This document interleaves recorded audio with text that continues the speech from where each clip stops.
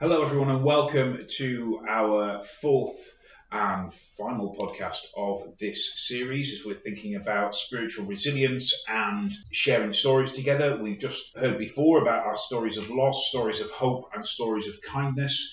And today we're thinking about stories of community and belonging and how that pulls people together. So I have two guests with me today, and I'm going to ask them to introduce themselves just now.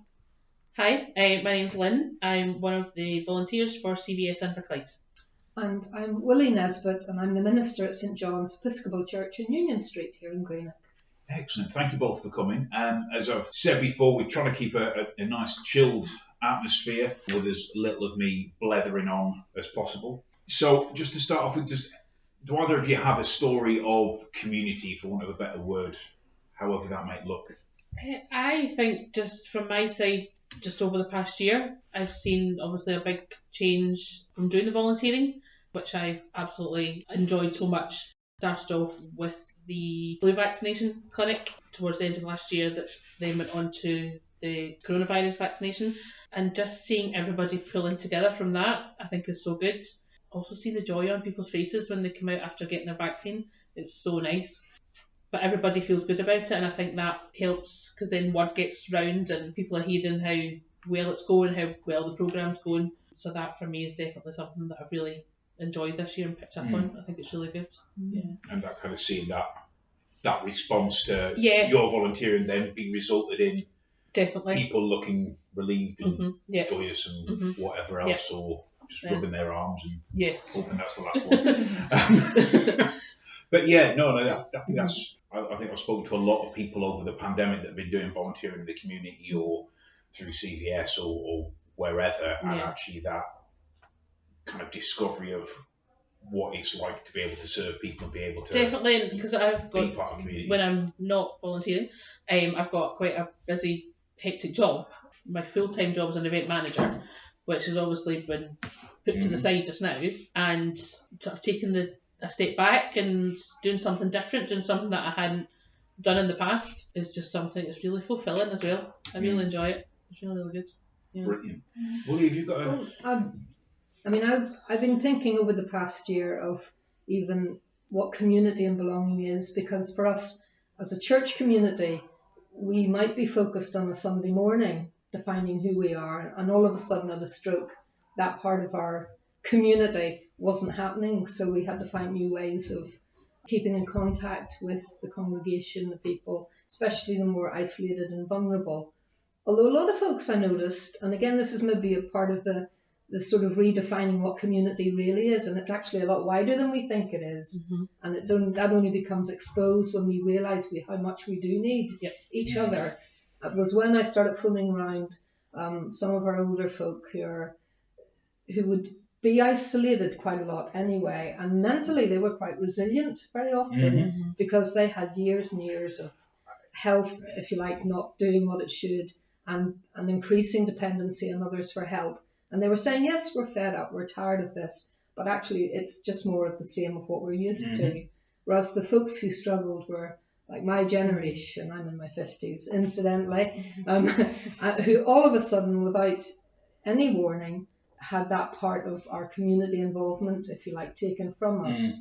So that was interesting. It shouldn't have come as a surprise. No, but it does. It does. Yeah. You always think of who are the vulnerable, who are the isolated. And then you realise actually it's about the battle in the mind as well. As what's happening and I think the virus. I know I've said a few times on the podcast that having recently found out that in hospitals now they actually put spiritual health actually as part of the agenda and define it as that which brings hope, to simplify it as much as possible, that actually that there is that thing of the hope's being found in the community quite often. And I would say exactly the same when we had the lockdown. I phoned around my church members, the older ones were like, well, this happens to us every few months here. We have to lock down, we have to stay at the house, we have to get people to do our shopping.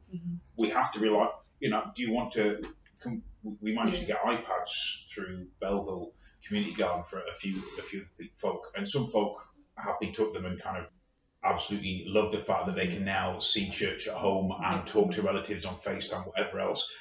Some people basically, well, no, because I know what to do when I'm not well. a lockdown, I have songs of praise, I have my devotionals, that's right. I have, and it is the thing Sort that of actually mental state of mind for that them, isn't it? resilience is already inbuilt because it's part of it. I think you're right. Those of us that were there saying, right, oh, okay, we weren't expecting this. That's right. We don't know what to do with. Normally we're active, normally we're out and about, and we're part of the community. For instance, you doing your own job and also your volunteer work, and it had to be redirected. And so we had to find ways of redirecting.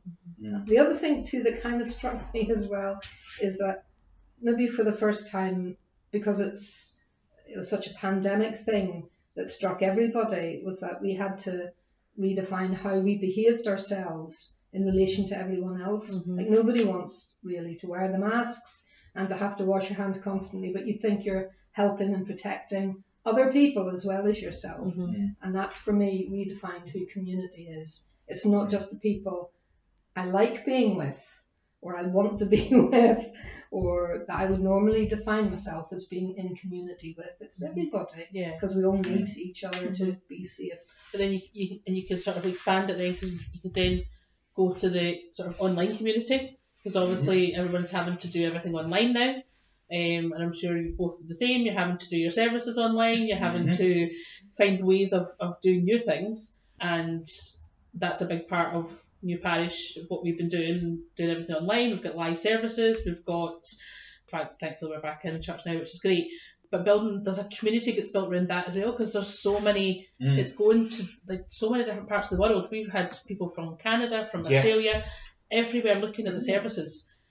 Either from Facebook or from YouTube or whatever platform, and that is just another sense of sort of community coming together as well. I think we've certainly had the same with that in terms of having people who were maybe part of the core years past and have moved away and have started watching and shown their friends, or people just pick it up on Facebook and anything from 300 to 500 to 2,000. I think it was the biggest one we had when it was Christmas.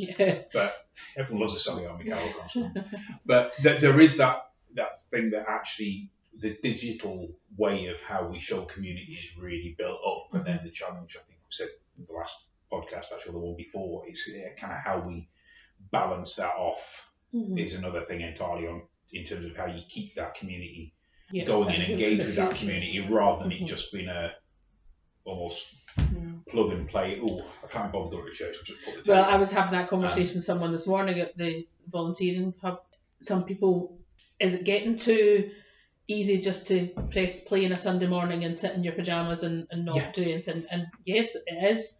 But I think for me personally, that between beginning of December up until 4 weeks ago, those Sundays were long. And just going back on a Sunday morning for the past couple of weeks is just, it's nice just to see people again. Yes, you've got to wear your mask, and yes, you've got to do your social distance, but it's just nice to be part of a community that you're used to. I think you're right. It is that thing of actually, it's not even necessarily getting back to normal. It's getting back to being with people and actually seeing people. And I guess one thing we've got coming out of a second lockdown is that if there was anxiety after the first one, there sure as anything going to be anxiety after the second one, even from people who might not suffer with anxiety, thinking, well, now I've got to go out and be around huge, I've had points where I've been thinking, that's a big group of people, like 5 people on the street corner, thinking, why am I even thinking that? Because it's been drummed into is that keep your distance, keep away, keep your group small. And then that going against all the stuff of, oh no, I want to get people together, I want as Salvation Army officers, we're not actually appointed to the church that we're going to the call, we'd call it. We get a letter basically saying you are appointed to the community of. So for that, in terms of, you're part of the community, you're not separate from that, and how that all plays. And it's been really interesting from our point of view, I guess, to see the links with the community that built over that from, with all the creative Episcopal volunteers and the ICARG stuff that was going on in the first lockdown, and has kind of continued a really close relationship with them, and the interplay between groups and how that works, and people meeting new people and other people coming and being part of a church community almost by proxy. And And actually that idea of how your kind of spiritual health and your spiritual wellness is linked in with finding how it's best for you to exercise. Yeah. Well, that's going back to what you said earlier too about the hope and finding the hope in the future as we emerge, hopefully, over the next few months or so, because it was all very uncertain at the beginning. There's a little bit more certainty now, perhaps, with the success of the vaccines. Absolutely, yeah. But we're still, I'm aware when I'm talking to other people, and inside my own heart too, you don't want to commit to too much enthusiasm. And yet I do want to hope, and of course we have to offer hope so that people can direct their minds moving forward, but not losing what's precious for the moment. I think I'm noticing, particularly when you're seeing people coming in for their second vaccines, and I've noticed it myself, something kind of clicks in your head that's like, okay, I've had my second vaccine, so there is hope. There's definitely more hope there. So yes, you still got to be careful and you still got to follow the guidelines, but there's definitely something that makes you go, right, okay, things are getting better, things are moving forward. Yeah. I mean, I've noticed having more discussions about, how could we do this differently rather than should we be doing this at all? Which I think is a really nice thing to hear and to see. And there has, I'm a kind of extroverted, not too risk averse kind of person who likes to do new things and try new things and do them yesterday. Who probably needed to slow down before COVID anyway. Yeah. But I guess in terms of kind of wider community, building community, I don't know how you guys have found it where you've been living or working on ministry, where you've had, the random ad hoc volunteer groups that have set up, also the more organised volunteer groups that have set up, and also actually the amount of folk that you just find out, I'm going to do my shopping and such and such shopping and such and such shopping. And, you could be chatting to anyone and they're doing 5 people shopping because, their neighbours needed help and their neighbours needed help. We're quite a small congregation to begin with. Although within the congregation there are a number of people who would normally be plugged into things like Compassion Inverclyde, Starter Packs Inverclyde, the Family Centre. And so when these things started pulling back or closing down, their normal avenues and our normal avenues for contributions and donations and what have you seemed to come to a close there. And I felt, gosh, I hope we really don't let go of these things. And that's obviously not the intention. And some of these organisations were able to continue, albeit perhaps a wee bit reduced. And with the church members, again, from phoning around, because that was the main pastoral contact for a long time, apart from the newsletter, was finding out that actually church members were, and not just church members, but within their own neighbourhoods and communities, were shopping for each other and keeping an eye and picking the phone up.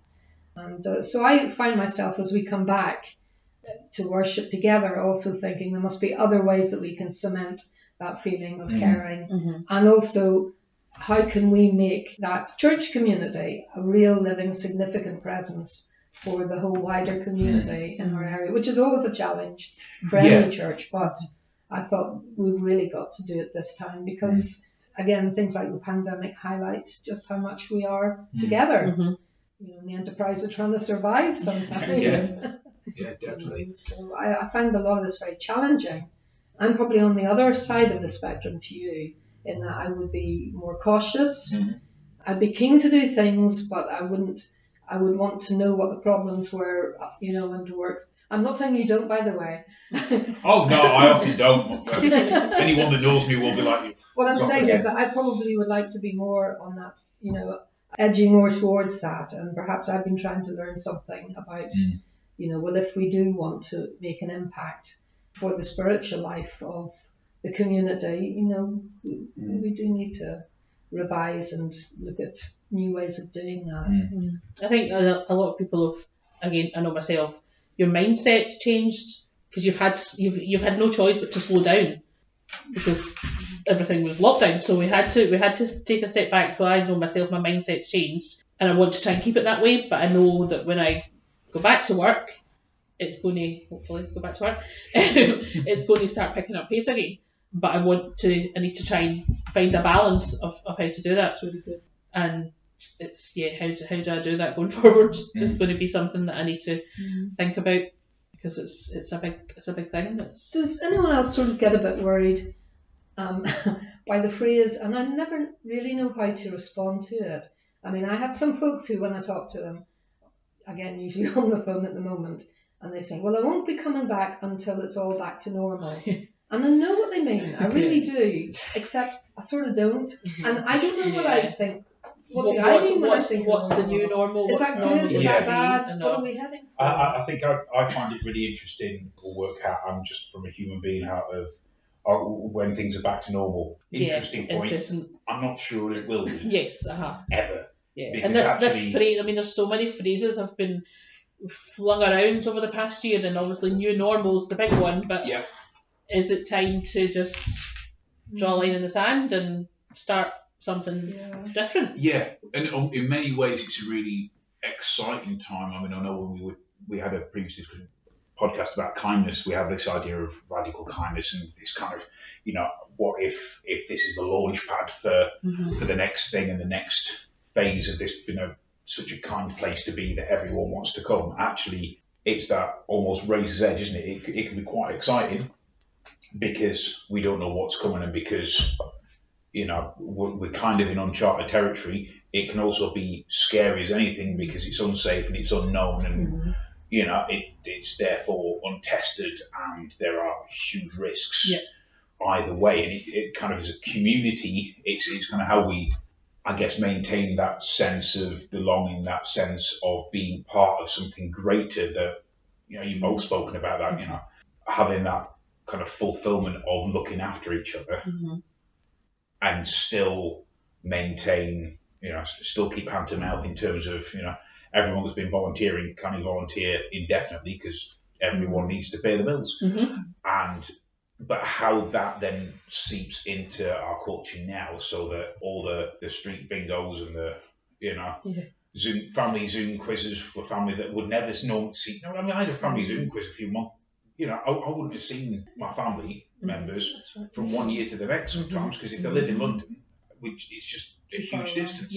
So, and everyone's got busy jobs, but now we can see each other on Zoom with a couple of days. Of a button, sort out. And that raises the question: should it take a pandemic for people to find time for each other to do those things? Yes, and that's that. I guess and we know the answer should be, well, no, it shouldn't. But when we're back to normal again, are we going to get back into that living our own little cloistered lives again? Which I find even scarier. Yeah, I do. I find it quite daunting because everything's changed. The world's changed. We've gone through something that nobody's seen coming. Nobody knew how big it was going to be. I mean, again, I know for myself, when I walked out of my job on the 17th of March 2020, thinking, I'll be back in a few weeks, be fine. 10 months later, I'm still at home. It's just, and again, I still think, I'll be coming back, I'll be going back. You just don't know. So I think, yes, we need to try and adapt to whatever the world's going to. Yeah, and I guess the challenge from that is the kind of how we adapt moving forward, rather than potentially getting trapped. And I'm not saying that any group or church would ever get trapped in the idea of, it was always good before, so we'll just try and get back to that instead of. It's always a danger. It is. Instead of this was brilliant, let's springboard. Actually, let's try and work back instead of working forward. And I think from a community point of view, from a in-the-client point of view, actually, there's been so many brilliant things happen. For the first lockdown, I don't know about anyone else, but the fact that the local papers were forced to only put in good news stories about volunteers because there was nothing else happening in the world. For about 2 or 3 months. I mean, I think I was in the paper every week, which wasn't necessarily a great thing. You and your minister. Never out of it. I tried to get him on the BBC, but there was that thing where actually, it was all good news. Even the disclosure thing, whatever it said about anyone else, it would say the community's done really well. And actually it's forced us to look at the good things instead of the bad things. It's forced us to say, well, actually, this is what it looks like to look after each other and to be community and to live together and to be part of something bigger than we are. It's interesting to see what's going to happen. It is. I have to wait and see.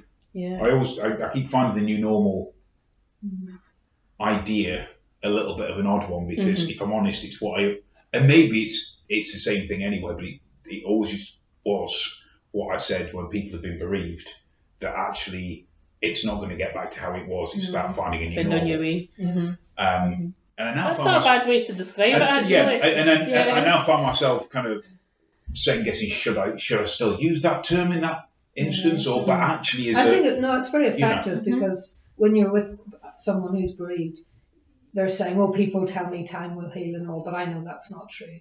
And for them, it's more a case of, and for ourselves when we lose people we love, we know that we have to adjust to what is happening now. It's a new situation. There have been griefs and bereavements of different sorts over the past year, and so that's a good analogy, I think. Yeah, definitely. And one of the things that makes me a bit, say I'm on the wrong side of the spectrum, perhaps to you. There's no wrong side of the spectrum. That's what's a spectrum. That's very gracious of you. Is that I sometimes wonder, do I settle too much into where we are now? Because the new normal perhaps is something that changes quite a lot, quite radically over the next 6 months, over the next year. And that's exhausting. And it is exhausting. It doesn't matter whether you like change or not. Exactly, yeah. It's exhausting. It is, it really takes. Because it was the closing and the opening and what you could do and what you couldn't do, and keeping in contact with, the websites that tell you how many people you can, this sort of thing. That's a full-time job at times. Yeah. And I think that's been the other side of it, hasn't it? That because the culture around us, the rules and regs has changed so much. So much. And I mean, I remember walking around in the first lockdown and, having disposable gloves in the car for every time I went into a meeting or something somewhere, because that's what everyone was doing. Yeah. And, people weren't wearing masks going to Tesco because there was only like 6 of us going to Tesco at any one time if there wasn't a 4-mile queue. But always amused me that certain shops had a 10-mile queue and the shop next door that sold the same stuff had none. But there's been that much change over the last year that it, just trying to process that and trying to work that out. Yeah. Actually, you don't have a chance to deal with the trauma of what it has been, the concept of a lockdown and a pandemic, and living under that fear. You've not had time to work out, right? And we've still got so much more to come, because who knows what's going to happen over the next.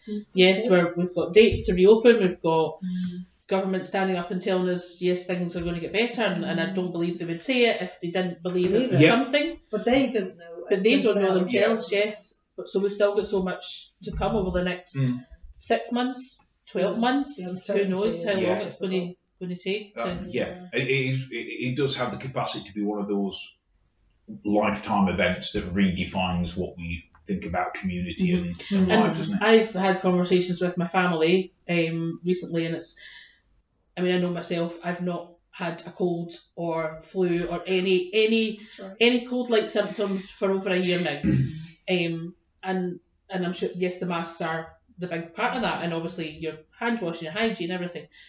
So doesn't mean that going forward over the winter months we wear masks for a while. More normal and we don't worry. If it means we are more healthy and people are staying safe for a couple of weeks of a year, yes, they're not great, but. Or is it going to be kind of like it is when you go to Japan or China or places like that, where there would just no one batters an eyelid if you're walking down the street and normal.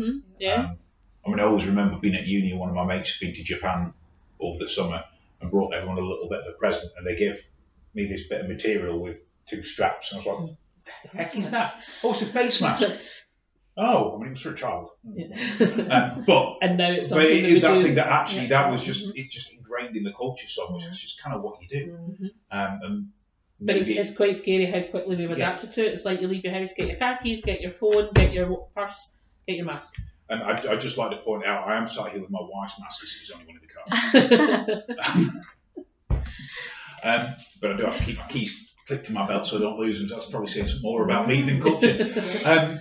But yeah, I guess it is going to be one of those things where time will tell us what community will look like in the next few months. And that's whether that's digital or physical or family or church or friends or all or how that works. Well, I'm looking at the time and thinking that's probably us ready to round up, because I say this on every single one that I have a danger just to keep leveling.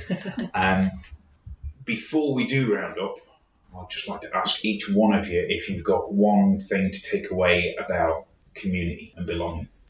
I think just hope that we can continue to see the community growing and that sense of belonging, as we've seen for the past year. Hopefully that continues in whatever form or however small, big. I do hope that that can continue in some way. I think that would make us all better. I would second that. And just as we begin to emerge a bit, becoming a bit more adventurous with how we can reach out to one another, and a little bit more conscious of the fact that we're all connected in that way, and that we can be stronger, and we don't need a pandemic to make us strong. We can actually do that for ourselves, but we need to put the will behind it. Thank you for that. Thank you. And thank you both for taking some time out of your day to come and chat to us. That is the end of actually our last in this series of podcasts. If you want to leave us any comments or any thoughts underneath the podcast, feel free to do that, to get in touch. And thank you for listening. Goodbye and God bless. So that's all our podcasts finished. We'd just like to say a huge thank you to all the guest speakers that have come in, which is a list too long for me to read out right now. But if you have been involved, thank you very much for some really amazing conversations over the past few weeks. And also thanks to CVS for hosting and recording and publicising the podcast, for the Salvation Army for letting me do it, and to the wider Resilience Committee for Inverclyde as well, the Resilience Group, which is a group of third sector organisations who are trying to work together and network. If you want more information on that, please be in touch with CVS. God bless.